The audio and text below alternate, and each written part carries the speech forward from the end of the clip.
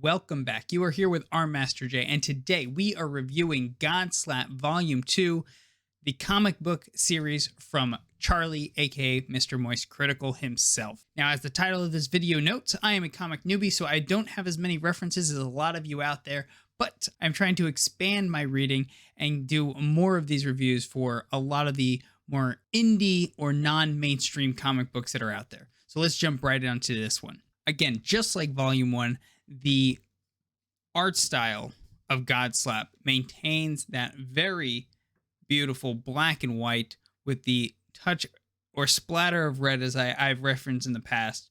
The artwork from issue 1 to issue 2 holds up very well. A lot of great movements, a lot of great scenes overall. One thing that they did do a little different this time is they left a little bit more red shading throughout, especially on Defister. Defister almost has some sort of reddish to him in the entire series. There's also a lot more lettering, attack lettering in this one, as a lot of this book is pretty much hand-to-hand combat with Defister and AS throughout, but we'll get to that in just a moment. Now, in terms of which panels are my favorite, this was a little harder to decide. I have decided that it is this sequence here where Defister comes in and destroys his own henchmen for just the sake of collateral damage.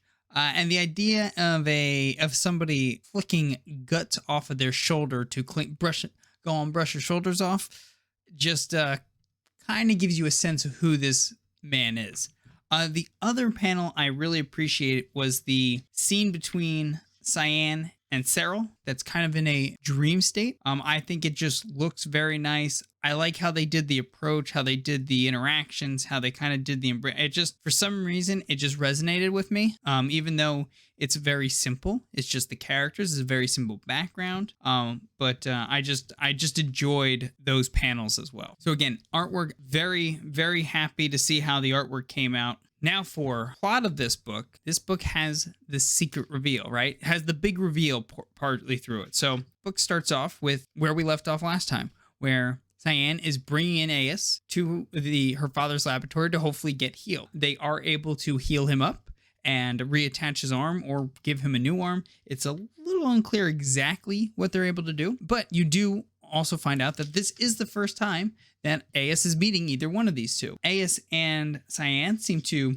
hit it off. They're having a gay old time, running around in the halls and things of that nature. It is a little interesting that Cyan saved him, doesn't know who he is, doesn't even know, does she know that he's not the bad guy of what took place in that alleyway? So she just went out and saved somebody, and they seem to be a good guy, but we actually still don't even know if they are or not. While I won't nitpick that too much, the relationship they were able to build within a page or two is pretty substantial, especially within the time frame that we're supposed to expect all these things are happening. The lab is overrun by Defister goons, looking at the red enigma and trying to figure out what they want to go do with that. All while Defister, where we left off, where he was just smacking some heads back in his Sky Fortress, pretty much takes the information and jumps down, where he does the collateral damage on his own team. And then a fight ensues, and this is where we get the big reveal. It would appear that once Defister touches AS, he sees a baby boy, just a small wee lad. Now, the assumption is AS is actually the child of Defister, which also would make sense why Darius was so protective of AS and not wanting him to get out into the world. Now, unfortunately, not much else is touched on with this topic. It goes into straight, let's still just try and go and kill each other. Defister, unfortunately, gets significantly the upper hand on AS, who is pretty much knocked unconscious and is only saved by the doctor pretty much exploding the red enigma. Now, what he has to do to make this happen is a little unclear. It seems like he just breaks the glass and touches it, and it creates a massive explosion. Now, Defister is just adjacent to this explosion, so it'll be interesting to see what injuries or what how they change maybe his appearance for the next issue, because I can't imagine Defister, the potential father of AS, is just gone. Obviously, everybody else that is adjacent there is dead. Of course, our main characters who need to survive, AS is in terrible shape, and Cyan actually seems to be doing rather well after having had this explosion take place and have a bunch of rubble land on her.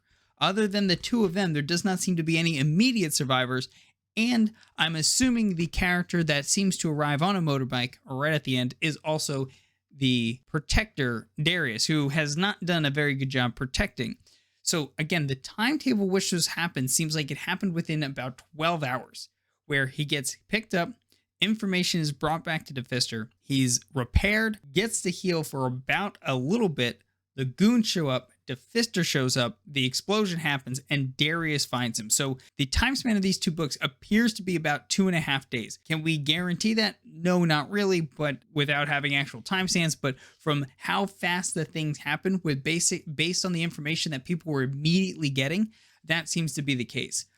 Obviously, Cyan and Aes are kicking off this very lively relationship quickly. While I don't take issue with that, it would have been nice for them to maybe have some other conversation about why they were enjoying. Now, there was that lab conversation. So obviously there's a little bit of a conversation between the two of them, but it seems more of background information on both the characters than the characters developing a relationship, which again, for them to kind of be in that sense, I would like to see a little bit more of that, especially with we still don't know who Aes is. Cyan is just assuming this person is good, while in reality, he could be the bad guy. There is nothing that proves that he wasn't the bad guy.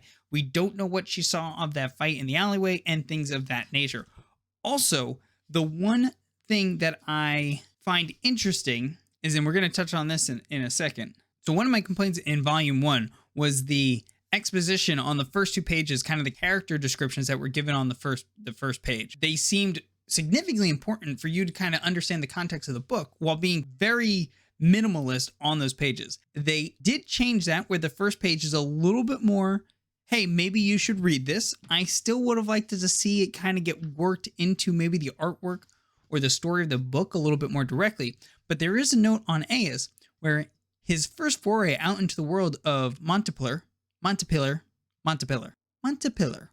brings disaster, as Aes is savagely beaten by one of the city's numerous street gangs. I take exception with this because he god-slapped everybody in that street gang to death, and the only reason he lost his arm was because he could not control his power. There was no understanding in that initial scene that he actually was defeated or got his arm chopped off by the gang themselves. My understanding was he slapped the shit out of them and blew his own arm off. But apparently the blurb on the front page is trying to let us believe that he was actually defeated in that, while I don't think the first book tells that story. So that's pretty much the characters and the plot. So overarchingly, I like where the plot is going. The big reveal of, okay, Aes is probably Defister's kid. How did we get there? Right now, and now I need that backstory.